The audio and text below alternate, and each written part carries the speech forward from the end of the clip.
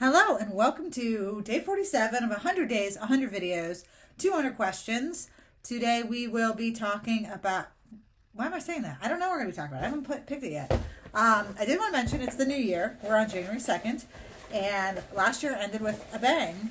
I won my fantasy football tournament, so made $400.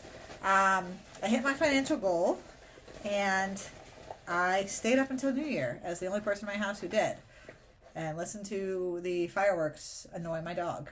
Yeah, let's get into it because I don't have a lot of time. I have a call in about 10 minutes. What's the worst advice you've ever followed? Oh gosh, that's a tough question. I don't even know.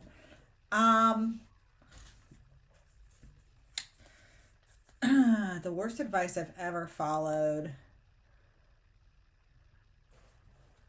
Keep your head down and don't make a lot of waves. Maybe I feel like I got that a lot growing up, a lot as like a new adult. And frankly, making waves is more fun and it gets you farther.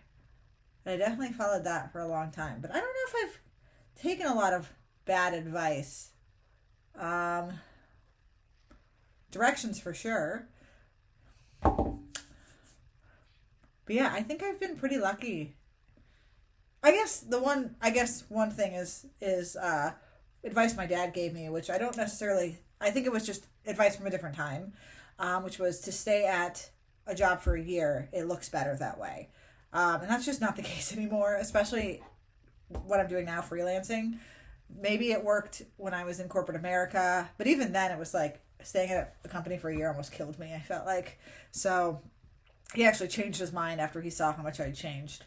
But yeah, that was maybe the worst advice. But honestly, I guess I don't have a lot of experience in bad advice. So for that, I am very grateful. I think I'm pretty rational and I think through a lot of my decisions. So I don't necessarily immediately agree with bad advice. Sorry,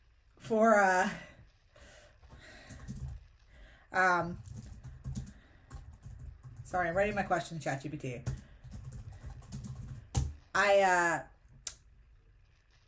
For like fantasy football, I'm trying to think if I got any bad advice there, but like I didn't take any advice. I made my own decisions and I did my research, and even if I got advice, I would just go back and I guess some people told me to start Trevor Lawrence over Joe Flacco, which would have been terrible advice. Okay, so today I asked for an inspiring question. We're done with the New Year's questions. It's January 2nd. New Year's is old news. We've been in this year for over 24 hours. Let's move on, right? I only have 2 minutes left before I'm going to run out of my caption time. What dream have you always had but haven't pursued yet? And what's the first step you could take toward making a reality? So I have a dream that I've always had that I'm currently pursuing, and that is to write a novel, a fiction novel in the thriller genre.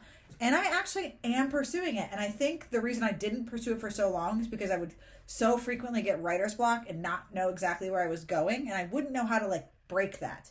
But now I actually use ChatGPT to help me. I go through and I have ChatGPT write me an outline. And I don't give them a lot of information because frankly, I don't care what they write. The point is not whatever they write, it's what it inspires me to think of. And then I build my own outline out of what I hate from their outline. And then I go through and I ask them to critique it and fix it more to what I want. And just having that outline and like working with ChatGPT almost as like a person to like build it up is really helpful. And then when I get stuck and I'm like, I don't know what to write next, I have ChatGPT write it. And that sounds like cheating, but I don't actually use what they write. What I'm doing is I want to take what they write and see if that will trigger something in my brain to create my own storyline, my own chapter, whatever it is that I'm, my own, like just the transition, right? So if I'm stuck in like a dialogue and I'm like, I can't get this dialogue to sound the way I want it to, I'd be like, ChatGPT, I need you to write a dialogue between character X and character Y. This is what they're talking about. And ChatGPT is going to butcher it. And I know that. And that's fine because I will take it and I will make it better.